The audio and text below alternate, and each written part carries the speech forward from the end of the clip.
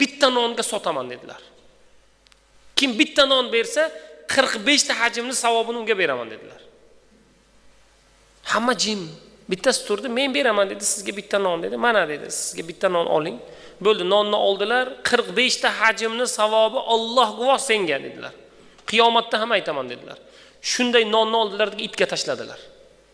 Nafslariga aytdilar, mana ko'r, seni 45 marta haj qilganingning ahvoli dedilar. Ya'ni nafslari katta ketayotgandi, kibr qilayotgandi, g'ururlanayotgan edi. Nafsni joyiga o'tirg'izdilar. Va Rum tomonlarga chiqib ketdilar.